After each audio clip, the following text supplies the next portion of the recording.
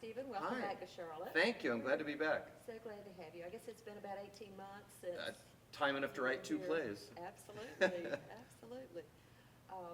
Lots happened since you were here initially. You've written the plays. There's been some workshopping going on, but I think it'd be interesting for folks to hear you talk really about the scope of this project and the uniqueness. Well, I think the idea that Adam and Chip had, and I was fortunate enough for them to bring to me, was how do we tell 2 stories to our 2 audiences, adult and children audiences, that evidences the fact that we are not 2 audiences, right? Ultimately, that we are one audience, that we are one theater going public, and we have a theater called, at Charlotte Children's Theater, we have a theater called Actors Theater of Charlotte, but that we are one theater going audience. All of that appealed to me enormously, and then through our conversations, finding a way to make 2 stories that are discrete and complete among themselves, but then hopefully if you come to both of them, and hopefully audiences will, you'll get the experience of what is going on upstairs at a particular house in the quote-unquote adult play, and what's going on in the basement in the theater for young audiences. Well, and we're so fortunate to have you involved in this project too, having written so many plays for adults and then obviously the plays for young audiences as well. Well, it's been each kind sort of teaches the other. I think I learned so much on my plays for young audiences about narrative and story, and hopefully that shows up in my other plays and vice versa. And I think the notion of the young person inside us. I think if you look at a lot of well-known quote-unquote adult literature for the stage, it's about adult characters trying to find their youth, trying to find that child. And so in some ways it's these blend these 2 styles and these 2 types of theater very well.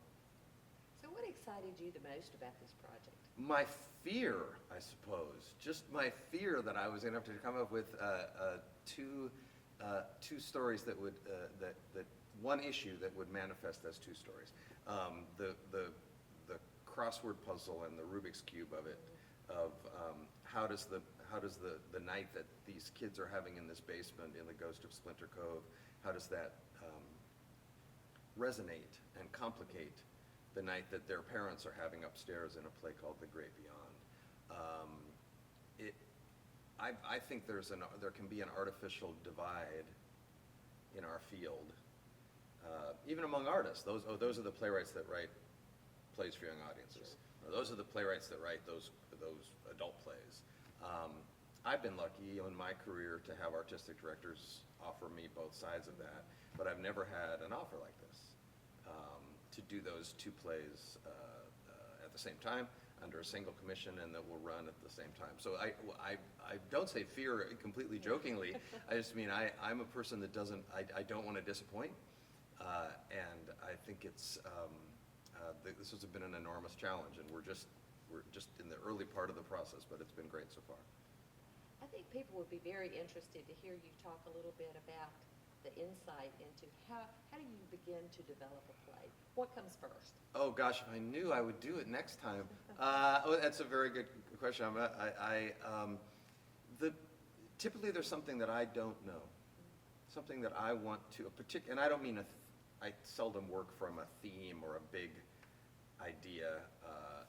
I'm not convinced I've ever had an idea for a play. What I think I've had is a question or something. So I've had this notion of a young boy who mysteriously disappeared, and his family searched for him. That's a possibly sort of sobering idea, but I thought, well, maybe that's true. Maybe that didn't happen. How could that inform a couple plays? So that question of what I don't know, what might that story have been, that suddenly created actually a very fun kids pretending to go camping play in a basement, and it created an adult play upstairs that has an element of loss and grief in it, both spurred by, again, this seed of something that I couldn't figure out. So anything else you would want to share with us about the 2 plays without giving too much away? Oh, how can I not give this away? The play called The Ghost of Splinter Cove is, I think it evidences a great quality in kids in that they're able to take a simple nondescript basement and make it magical. And a little bit in our play through the help of a little bit of technology, but I think most importantly through the world that they conjure through their imagination. And I don't think there really can be enough plays that celebrate that remarkable quality. So that happens in the Ghost of Splinter Cove in this family basement. And I will say that in the play called The Great Beyond, which happens upstairs, there's a family in search of how can they connect with someone who's gone. And there are comedic ways that they're going to try and connect with someone who's gone, and then there are increasingly serious ways. And as you've referenced, each of these plays stands alone. An audience can go and participate with one and come away with a complete story. Yeah. But talk about the benefit of seeing both. Well, hopefully you get a window on the other story. There are central characters in each of these plays that in some senses remain unseen. They remain off stage until you go to the other play. And you get to either see that character or learn more about those characters. I mean, we are all in the play we've just left, right? And the play we're in now, and the advantage of two plays is I get to kind of experiment with the game of showing those two worlds. Let's fast forward 18 months, 2 years, and the next time you walk into our theater here at Children's Theater and at Actors Theater, you are an audience member when the play is actually being produced. What's your greatest hope at that point, and what would you love for audiences to be able to tell you about their experience? My greatest hope, and it typically happens to me, and I have no doubt it will happen with these two plays, is that I am genuinely surprised.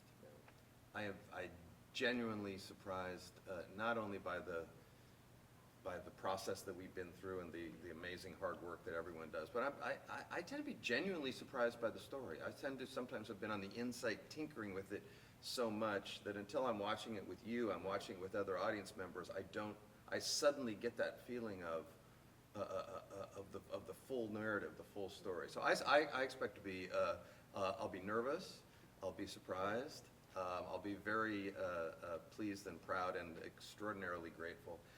For audiences, I think the young audiences and I think their parents will have stories to tell each other. I think the kids will have stories to say about how you can make a world that's not there yet. I think parents have a story to tell their kids about a world that has already happened, that they missed, that they will impart as memory. The plays neither play attempts to do that didactically or in an overtly teaching manner, but I think both the adult characters and the children's characters go through adventures in their particular plays. I know that I had days as a parent where I had an adventure in my adult life, my kids had an adventure in their young life. The theater is a good place to help us talk about those things. Absolutely. You'll be with us for the next few days. We'll have folks in listening to plays being read. Talk a little bit about the process that will be going on the next few days. A lot of people don't realize that when a play is written, it doesn't go immediately to the stage. And that's the process we're in right now. Oh gosh, I've done about 10% of my work. I mean, my work doesn't start now. I have a first working draft of each play, and this is my absolute favorite part of the process right now. Oh my gosh, this is so much more fun to me than actually writing the plays, because now I can do my work. I'd much rather solve my play than write my play. As much as I like and I'm lucky to write, and so my work now is story, character, motion. What is the work of every page of the play? What is page 17 doing? What's the move? What is the motion? Not the action. What's the motion? What is changing on that page? So this is the voice. Thank God you're not in my head. That's the voice that's in my head while Chip and Adam and the actors are doing their work. And through their generosity of these two theaters, I will have, and the actors' time, my work is to just keep leaning on my play They'll obviously get, not obviously, I suppose, but they'll get sharper, hopefully, they'll definitely get shorter. And hopefully we'll leave myself open for the idea from left field that we haven't incorporated yet. I expect both plays to change a lot, and I expect that just because it's helpful to me to think that way. My job is not to be here to protect my play. My plays are tough. My plays are tougher than me. They're not good always, yet. But I want to lean on them and improve the work. So it's probably a longer answer than you wanted, but I will say for audiences to understand that, you know, a new play is like moving into a new house. You go, oh, it's such a relief. We're in our new house, and then you look around, and everything has to be done. You have to put the furniture, put the stuff up, and organize. That's the work on a new play. We tend to want to clean all that up and then make it really nice for you when you come to opening night, because that's our job. But the work happens right now.